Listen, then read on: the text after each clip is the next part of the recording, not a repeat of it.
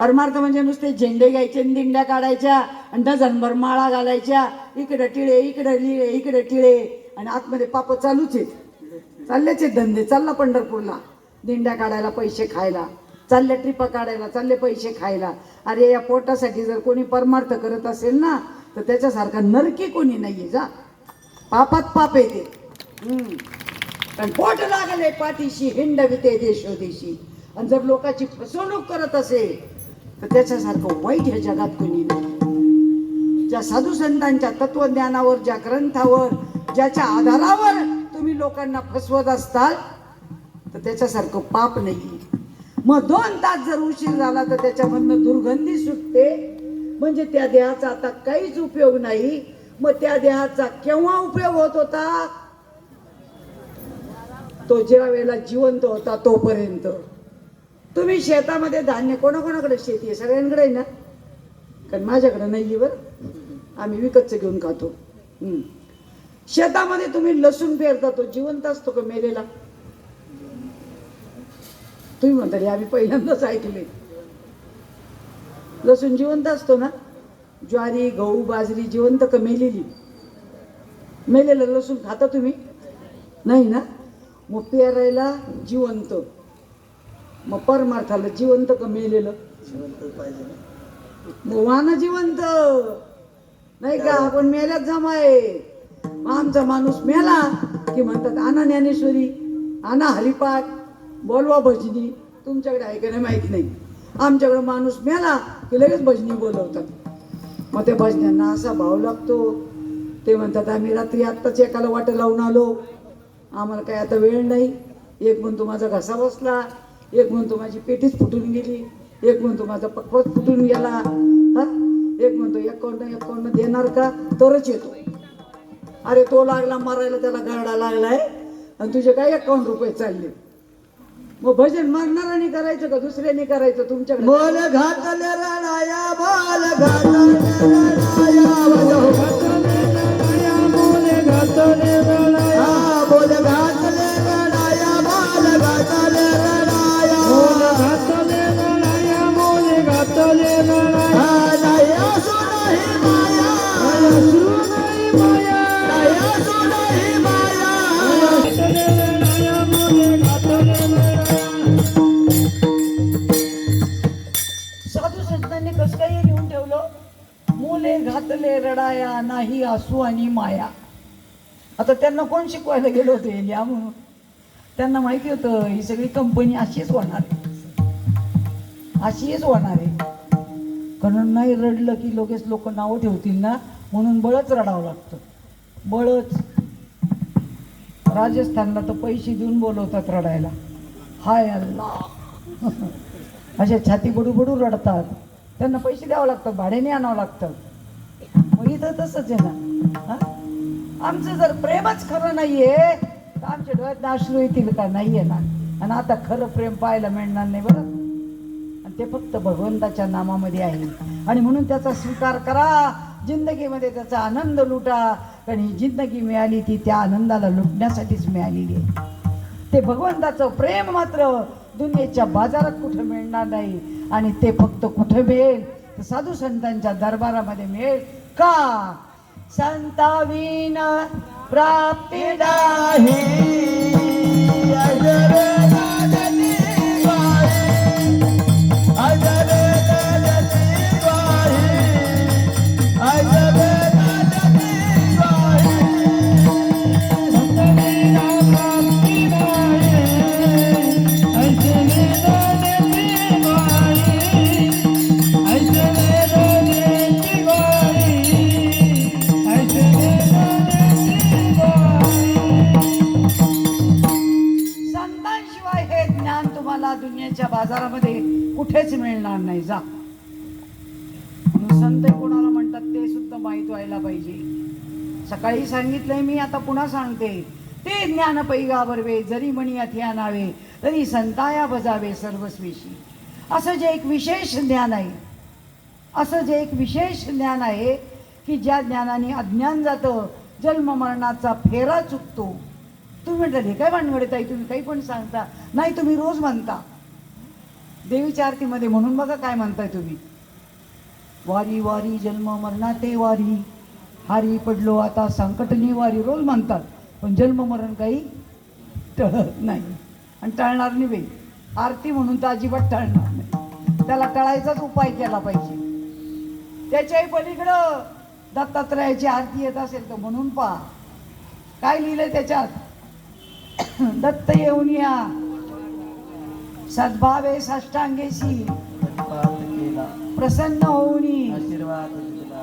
काय दिला, 4 पोरं बाळ होऊ द्या, फेरा चुकवी. 4 पोरं बाळ होऊ द्या, इस्टेट मिळू द्या, 2 लाखाची गाडी घेऊ द्या, डनलपच्या गादीवर झोपू द्या, हा 4 बंगल्याचे 5 बंगले होऊ द्या, असं दिला आशीर्वाद.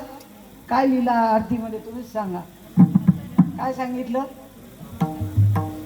दत्त येऊन या उभा ठाकला, सद्भावे साष्टांगेशी प्रणिपात केला, आपल्या मस्तकावरती हात ठेवणारा गुरु भेटला पाहिजे आणि प्रसन्न होऊन आशीर्वाद दिला.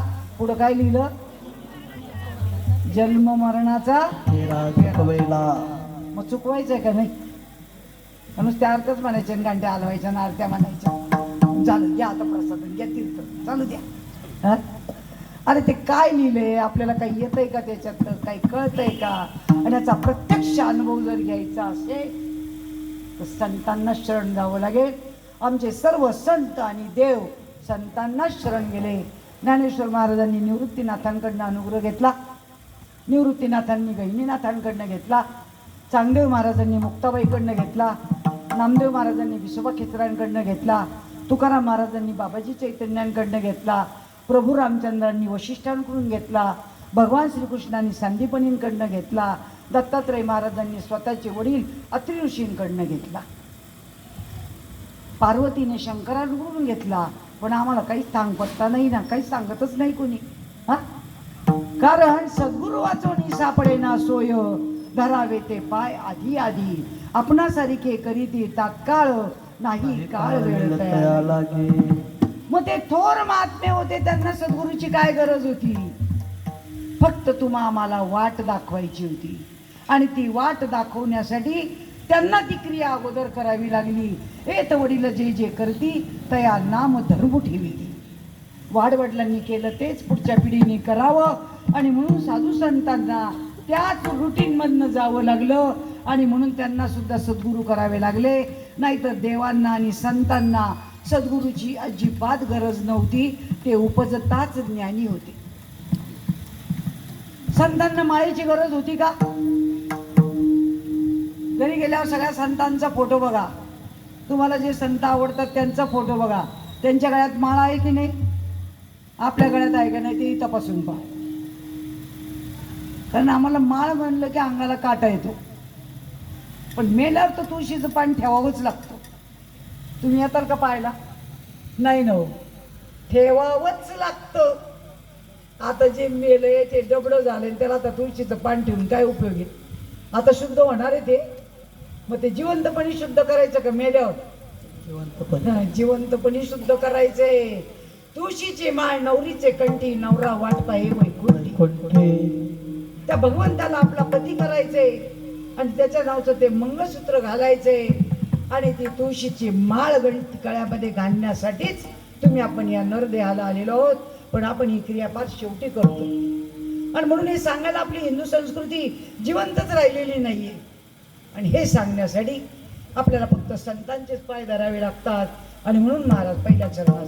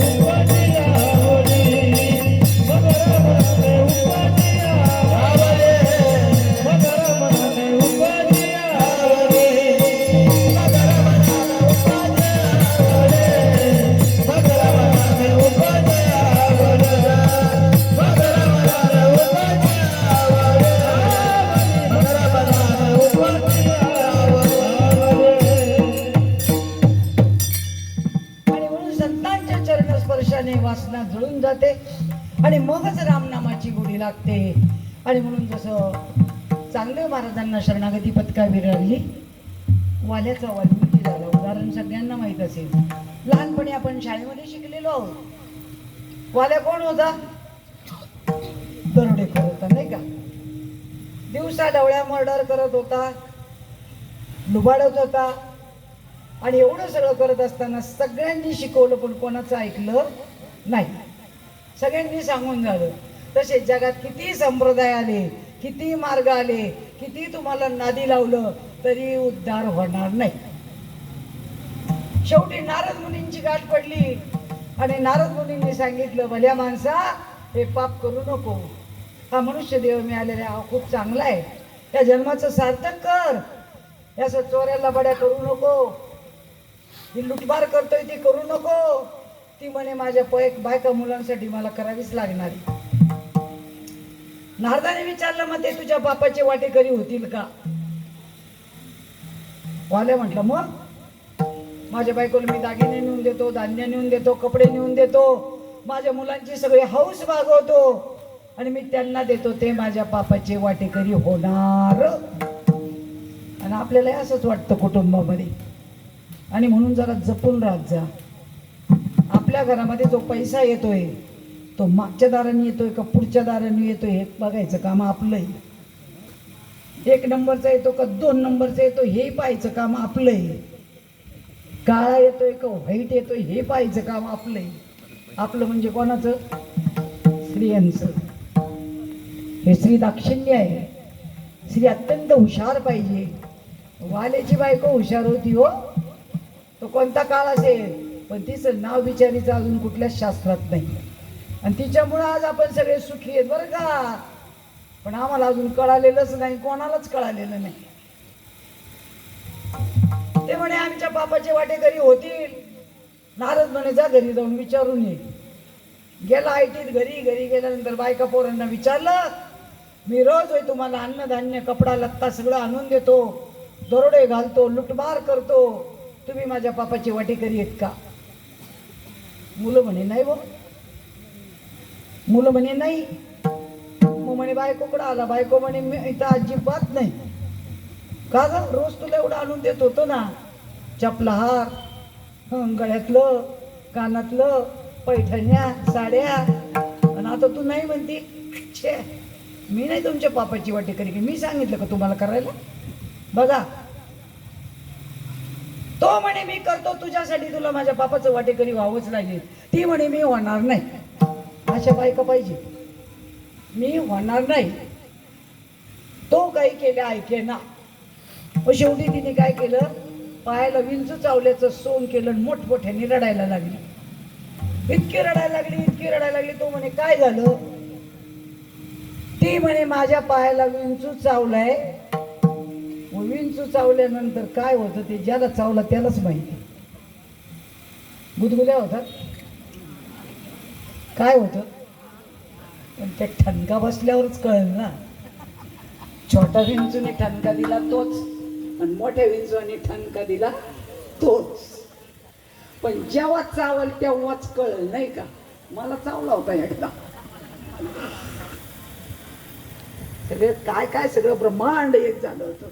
आणि म्हणून ज्याला चावल त्याला कळत. ती म्हटली मला चावलाय पण खूप वेदना, माझ्या वेदना थोड्याशा वाटून घेता का? तुम्ही कोण घेणार? हात वर करा. कोणीच नाही का बरं? आणि माझ्या इस्टेटीचे वाटेदार व्हा म्हणलं तर पहिले मी. आता समजा इथे एखादा बाबा आलाय आणि इथून सगळीकडून रिक्षातून चाललेत ओरडत, आपल्या गावामध्ये अमुक अमुक महाराज आलेला आहे आणि तो 1-1 तोळ्याच्या सोन्याच्या अंगठ्या सगळ्यांना फुकट वाटणार आहे. हो, किती जण बसतील इथं? हे सगळे जातील. ते म्हणतील हो ताई तुम्ही इथंच राहा, आम्ही चाललो तिकडे. हे सुद्धा जातील बरं का.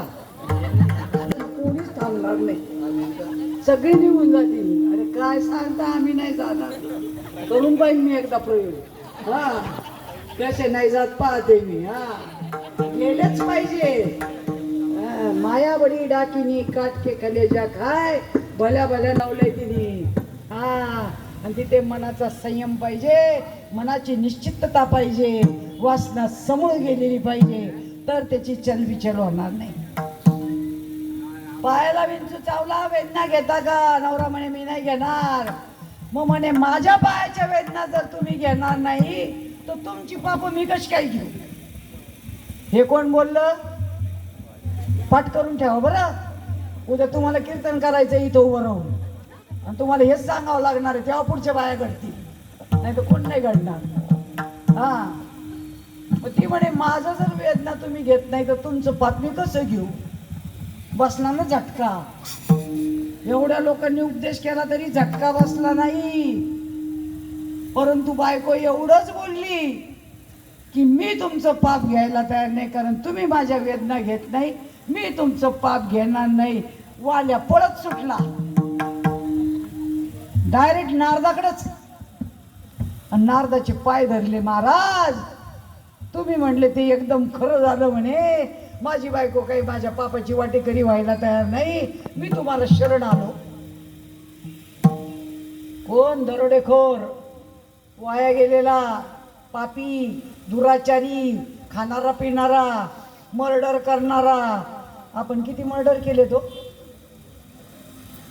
खाऊन कोण 2-5 कोंबड्या खाल्ल्या असतील आणि 4-5 बाटल्या रिचवल्या असतील, नाही का? 2-4 पिपड आहे की नाही? माझ्या हाताखाली खूप येतो एवढं ले पिपड पिणारे. आज ते कीर्तन प्रवचन करतात, ते विचारा महाराजांना. एवढं ले पिपड दारू पिणारी माणसं आहेत, मर्डर करणारे, 12 वेळा मर्डर केलेले माणूस, वेश्या आहेत, चोर आहेत, लफंगे आहेत, कच्च्या कोंबड्या खाणारे होते ते आहेत, सगळ्या धर्तीचे लोक आहेत. बोला.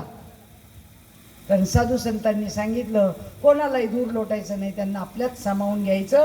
जसं नदी आपल्यामध्ये गटारगंगा सामावून घेते आणि तिला नदीचं स्वरूप देते, आणि तीच नदी वाहत वाहत जाते आणि समुद्राला मिळते आणि समुद्र रूप बनते, पाठीमागं काही शिल्लक राहत नाही.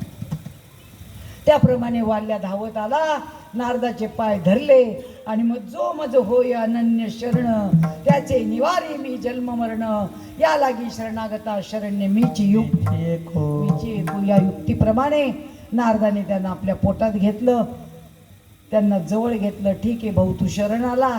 त्यांच्या मस्तकावरती हात ठेवला, डोक्यावरती हात ठेवणारा गुरु भेटला पाहिजे. फार मोठी ताकद आहे त्याच्यामध्ये. कोणी जर एखादा कीर्तनकार म्हणेल 200-200 रुपये द्या मी तुमच्या डोक्यावर हात ठेवतो, हे भाडोत्री धंदा झाला. त्याला तपश्चर्या लागते. आणि म्हणून लावून हात कुरवाळीला माथा, सांगितली चिंता न करावी. नारदाने त्याच्या मस्तकावरती हात ठेवला, अनुग्रह दिला आणि लगेच वाल्यामध्ये परिवर्तन झालं. 12 वर्ष चिंतन केलं आणि वाल्याचा वाल्मिकी झाला. झाला का नाही झाला? आधी कोण होता? दरोडेखोर. आता कोण झाला? ऋषी मुनी झाला. कोडियाची कीर्ती वाढाली गहन,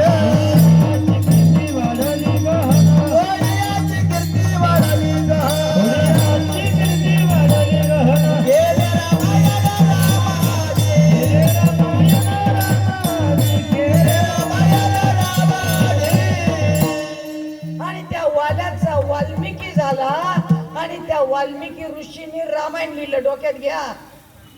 कोणी लिहिलं रामायण? आता म्हणताल का तुम्ही दरोडेखोराने लिहिलं?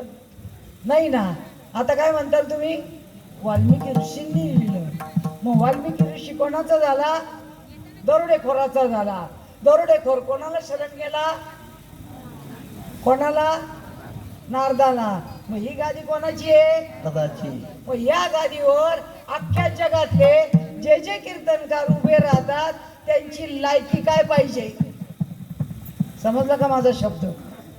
कारण एमडी डॉक्टरच्या खुर्चीवर कोणी बसू शकत नाही, आमदाराच्या खुर्चीवर कोणी बसू शकत नाही, खासदाराच्या खुर्चीवर कोणी बसू शकत नाही, शाळेतल्या हेडमास्टरच्या खुर्चीवर कोणी बसू शकत नाही. मग या गादीवर उभा राहण्याची ताकद कोणाची असावी? ज्याच्या त्यांचं परिवर्तन करण्याची क्षमता आहे त्यांनीच फक्त या नारदाच्या गादीवर उभं राहावं. पण ते मला अधिकार आहे का? ते म्हणतात बायांना कुठे अधिकार आहे का? आणि म्हणून वाल्याचा वाल्मिकी झाला आणि त्याने रामायण लिहिलं. राम जन्माला यायच्या आधी लिहिलं का नंतर लिहिलं? कधी लिहिलं? अगोदर. मग अभ्यास तर केलाय ना एवढा, मग पुढं काय करायचं? काही विचारावं का नाही? हा, जन्माला यायच्या अगोदर लिहिलं ना, राम जन्माला यायच्या अगोदर. आणि जसं रामायणात लिहिलं तसंच्या तसं रामाला आचरण करावं लागलं. मग त्यात कसं काही नाव लिहून ठेवलं होतं? राम, लक्ष्मण, भरत, शत्रुघ्न, रावण, मारीच, हे कसं काय अगोदर लिहून ठेवलेलं होतं? याचा केला कधी अभ्यास? सगळं अगोदर लिहून ठेवलं आणि ते जसंच्या तसं अंमलात आणावं लागलं. तसं तुमचं आमचं जे जीवन आहे ते भगवंताने जसं रेखाटलेलं आहे ते तसंच्या तसं आपल्याला जगावं लागणार आहे. आणि म्हणून प्रारब्धची जोडे धन, प्रारब्धची वाडे मान, या उक्तीप्रमाणे तुम्हा आम्हाला जगायचे.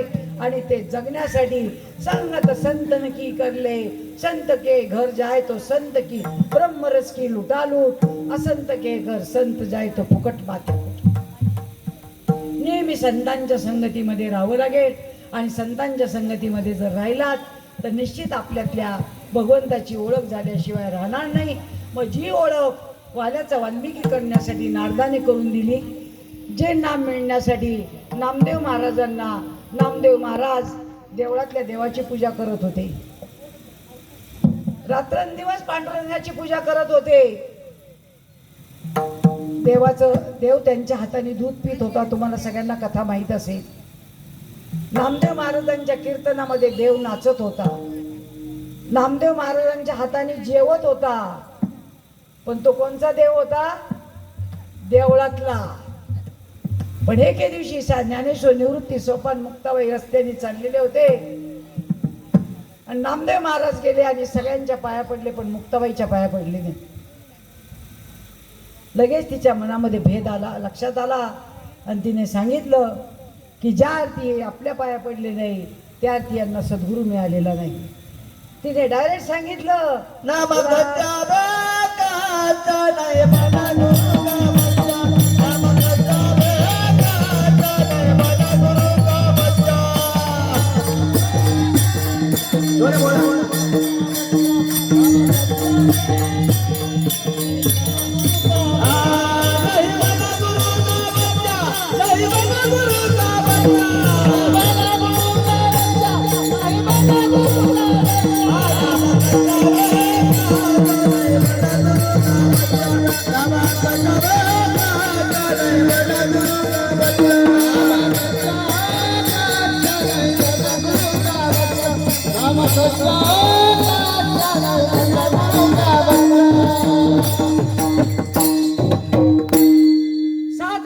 मुक्ताबाई सांगते, अरे जा, तुला सद्गुरू भेटलेला नाही, तुला देव कळालेला नाही, जा.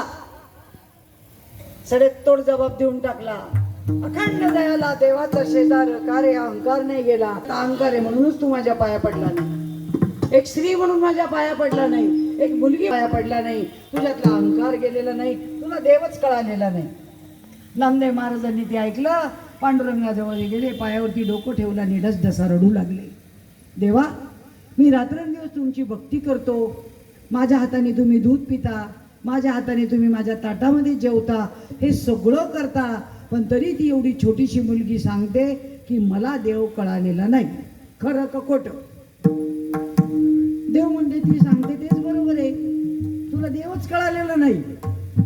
झाला तर नामदेव महाराजांना अजून राग आला. मी एवढी रात्रंदिवस भक्ती करतोय आणि तरी म्हणतात तुला देव कळालेला नाही. कसं देवा, मला पटवून द्या. देवाने सांगितलं, नामदेवा, तू जी भक्ती करतोय ते जे हे 10 बाय 10चं मंदिर आहे ना, या दगडा मातीच्या मंदिरातला जो देव आहे ना, तो दगडाचा, शाडूचा, पेनचा, सोन्याचा, चांदीचा, जो दुकानामधनं 40,000ला, 50,000ला, 10 रुपयाला विकत आणलेला आहे, त्या देवाची तू पूजा करतोय. तो देव नाशिवंत आहे, आज ना उद्या भंग पावणारा आहे. तो म्हणजे देव नाही. तुला ज्या दिवशी तुझ्यातला देव कळेल त्या दिवशी तू माझा खरा भक्त होती. मग नामदेवाने विचारलं, देवा मी आता काय करू? काही मी उद्धार पावेन, काही कृपा करील नारायण. असा प्रश्न आपल्यात निर्माण झाला पाहिजे की मी हे सगळं करतोय तरी मला सुख का मिळत नाही. सुख आहे देवाजवळ आणि देव आहे आपल्याजवळ, पण आपण बाहेर सुख शोधतोय म्हणून आपल्याला सुख मिळायला तयार नाही. सुखाची व्याख्या काय आहे? सुख पाहता जवा पाडे दुःख पर्वता एवढे. जवसाच्या दाणे इतकं सुख आहे, जवसाच्या दाणे इतकं, आणि ते मिळवण्यासाठी एवढ्या योनी भरकटाव्या लागल्या आणि या योनी तेवढ्या खस्ता खाव्या लागल्या. एवढंच सुख आहे जवसाच्या दाण्या इतकं, आणि ते काही मिळत नाही. पण ते मिळण्यासाठी काय करावं लागेल? या सुखा कारणे देव वेळावला, या सुखा कारणे देव वेळावला. वैकुंठ सोडून संता सदने आला. वैकुंठ सोडून संता सदने राहिला. या सुखा कारणे देव वेळावला. या सुखा कारणे देव वेळावला. वैकुंठ सोडून संत सदने राहिला. ओ वैकुंठ सोडून संत सदने राहिला. या सुखा कारणे, या म्हणजे कोणत्या? ज्या वेळेला तुम्ही सद्गुरूंची शरणागती करताल, संतांची शरणागती करताल, त्यावेळेला तुम्हाला ते महावाक्याचा बोध देतील, अनुग्रह देतील, तुळशीची माळ घालून देतील, आणि हा सगळा व्यवहार एकांतात केला जातो. वैष्णवांचे गुह्य मोक्षाचा एकांत. ज्याला मोक्ष पाहिजे त्याला ते ज्ञान एकांतात दिलं जातं, असं चव्हाट्यावर सांगितलं जात नाही. कीर्तन उघड्यावर आहे, प्रवचन उघड्यावर आहे, परंतु ते जे ज्ञान आहे ते मात्र एकांतात दिलं जातं, आणि ज्याला पाहिजे, जो शरण आलाय त्यालाच दिलं जातं. मग पार्वती एकदा शंकरांना म्हणते, देवा तुम्ही कोणाचं नामस्मरण करता? मग आता तुम्हाला महाराज लोक वेगवेगळे मंत्र सांगतात.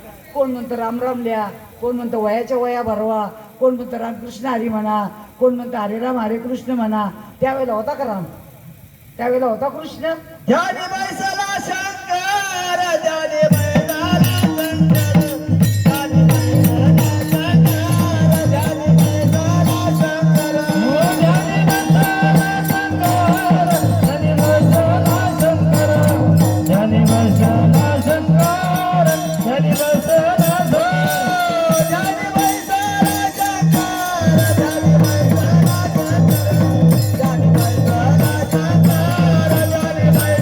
बैसला शंकर, ज्याने बैसला शंकर, ज्याने बैसला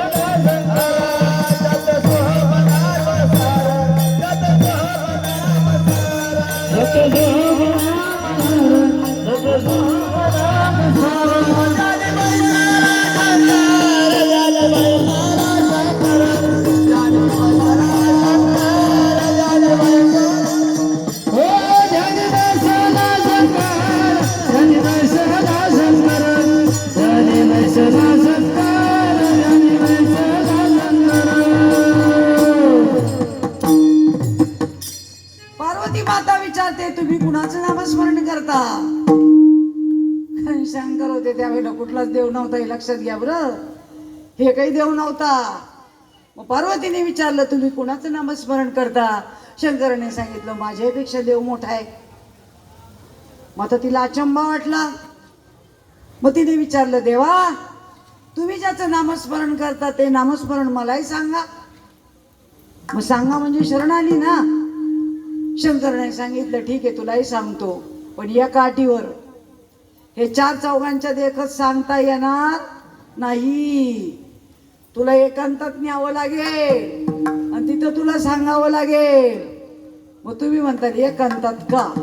तुम्ही ज्या वेळेला शेतामध्ये बी पेरता त्याच्यावर माती झाकता का उघडं ठेवता? झाकता ना. आणि उघडं ठेवलं तर उगवल का? नाही. दिवसभर दुकान उघडं ठेवता, धंदा चालावा म्हणून सगळ्या वस्तू विकतात. दिवसभर दुकान चालल्यानंतर रात्रीच्या वेळेला गल्ला मोजतात. गल्ला कळतो ना, हा, तेव्हा दुकानाचे दार लावून घेतात का उघडे ठेवतात? उघडे ठेवले तर नाही ना. महिनाभर ऑफिसला जाताना इथून दिसतो बरं का गाडीवर. महिनाभर जातो गाडीवर, रेल्वेने जातो, गाडीवर जातो, पायी जातो. पण 1 तारखेला जेव्हा पगार मिळतो त्यावेळेला झाकून आणतो का उघड्यावर आणतो? हे पाया मला 15,000 पगार मिळाला, सगळ्या गावाला दाखवत येतो? नाही ना हो. हा? काय चाललंय मला काहीच कळत नाही. अजून एकाही गुरुला कळा ना. गुरु तर सगळेच झाले. वैष्णवांचे गुह्य मोक्षाचा एकांत. ज्ञानेश्वर सांगतात, गुरु प्रकट गुह्य बोले विश्व ब्रह्मची केले. हे गुह्य ज्या दिवशी समजेल त्या दिवशी तुम्हाला हे जग ब्रह्म आहे याचा अनुभव येईल, तोपर्यंत येणार नाही. हा, मग विचार करा, सगळ्या गोष्टी झाकून आहे. तुमच्याकडे आहे की नाही मला माहित नाही. जनावरांचा बाजार आहे तुमच्याकडे? जनावरांचा आहे ना. घोड्याचा बाजार असतो, गाढवाचा बाजार असतो, बैलाचा असतो, सगळ्याचे बाजार असतात नाही का. आता आपण तर काही गेलो नाही कधी बाजारामध्ये, पण लोक सांगतात. काय करतात ते माहिती का? बाजारामध्ये गेल्यानंतर कधी ऐकलं का नाही? तुम्ही नाही ऐकलं वाटतं, कोणीच ऐकलं नाही. पाहिलं बाजारामध्ये असं करतात ते दलाल. दलाल दलाल करतात ना. हे बाई हो म्हणले, बरोबर आहे, त्यांना माहिती आहे. हा, करतात ना. अजून यांना कळलं नाही कशासाठी करतात. हा, असं करतात बाजारामध्ये. ते कोणाकोणाला कळतं काका? हे सगळ्यांना कळतं का? नाही. कोणाकोणाला? दोघांनाच कळतं म्हणे. वा रे वा. दोघं म्हणजे कोण? देणारा आणि घेणारा. त्या सगळे हुशार आहे. हे सगळं कळतं हो, पण हेच कळत नाही ना, नाही का. म्हणूनच आम्ही असे दृष्टांत सांगतो. हे सगळं कळतं, ते फक्त दोघांसाठीच असतं, देणारा आणि घेणारा. मग इथे पण तसंच झालं. पार्वती म्हणते मला सांगा. मग शंकर म्हणतात चल तिकडे एकांतामध्ये. मग नेलं समुद्रकिनारी, नेलं समुद्रकिनारी. शिवलीलामृतमध्ये वाचा, सगळ्या ग्रंथांमध्ये वाचा, नसल वाचलं तर वाचून घ्या. आणि तिथे गेल्यानंतर डमरू वाजवला, सगळे पशुपक्षी हाकलून लावले, निरामय शांतता केली. आणि पार्वतीला म्हणे बस समोर. असे उभ्या उभ्या नाही माळा घातल्या. आणि मग पार्वती समोर बसली आणि तिला सांगायला सुरुवात केली. आणि त्या भगवंत नामाचा उपदेश भगवंतानी शंकराने तोंडातून बाहेर काढला. आणि ते कानाने ऐकलं पार्वतीने. आणि तिथेच निश्चेष्ट पडली.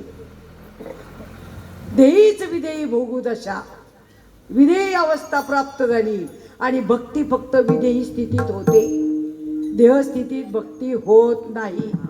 या देहाचा पूर्ण विसर पडावा लागतो तर भक्ती सिद्ध होते, नाही तर होत नाही. शास्त्रात त्याला मान्यता नाही. आणि मग पार्वती विदेही झाली आणि तिकडून हुंकार आला.